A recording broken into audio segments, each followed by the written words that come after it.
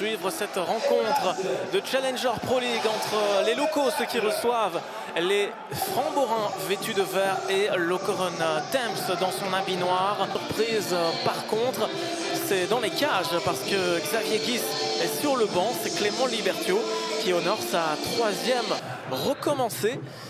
Voilà, c'est chose faite, c'est réussi cette fois-ci. Et donc tout de suite, le dégagement pour l'Okeron pour aller chercher quelqu'un très loin devant. Prechinenko qui botte ça.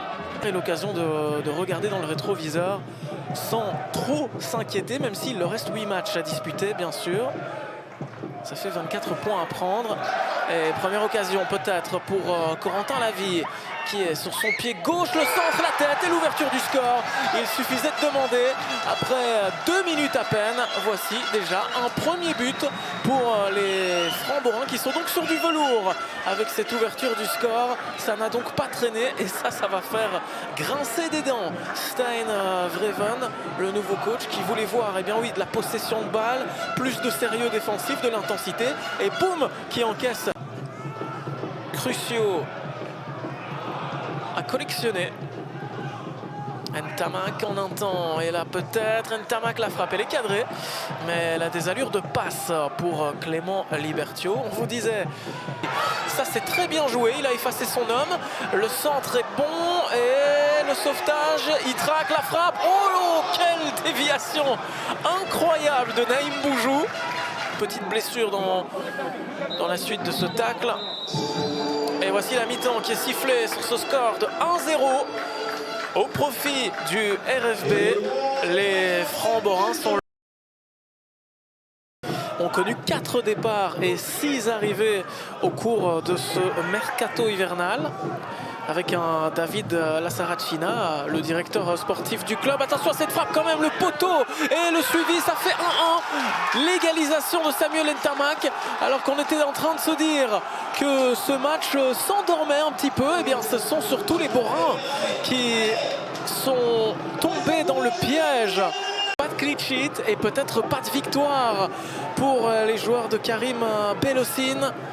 Avec le 5e but du meilleur buteur du club de l'Okeron Thames, Samuel Ntamak. Toujours dans les bons coups quand un but tombe pour les Waslandiens. Samuel Ntamak qui vient aussi... Alors qu'est-ce qui se prépare ici avec Rajan Engolan? Le corner de Rajan Engolan, ça s'envole dans la surface, ça traîne. Ntamak, la frappe d'Ntamak, c'est dévié sur la barre. Incroyable mouvement, c'est peut-être pas terminé. Libertio qui dégage ça à nouveau. Alors qu'on siffle une faute offensive. Cours de Stijn Vreven dans les vestiaires du Stade Vedette a complètement changé les choses. On revoit cette action. Est-ce que c'est un hors-jeu qu'on a signalé? C'était en tout cas à la limite du hors-jeu et derrière. Comme quoi, l'absence des uns fait parfois le bonheur des autres. Le coup franc qui est donné, la frappe, elle part. Ouais, c'était assez mou. Oh, la passe, elle est bonne pour Ntamak. En un temps, Ntamak s'est cadré, mais c'est trop central.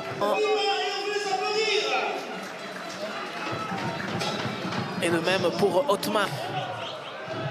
Nicolas Fontaine. Avec Naïm Boujou, le capitaine. Naïm Boujou, le centre. Et on s'effondre dans la surface. Et il y a un penalty qui est accordé. Penalty sifflé par Laurent Willems. Et quel bouleversement, vraiment, ce match. Une tournure tout à fait inattendue.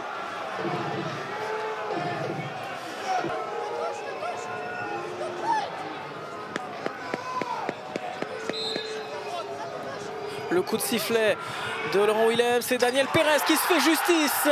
Lui-même, le Vénézuélien, qui met l'Okeron Thames aux commandes. Alors qu'il ne reste que 5 petites minutes. Renversement total de la situation. Et un énorme ouf de soulagement. À la rage de vaincre.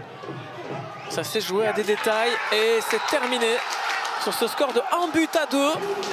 Presque à la surprise générale, puisque la première mi-temps aura été totalement à l'avantage du RFB. Et finalement...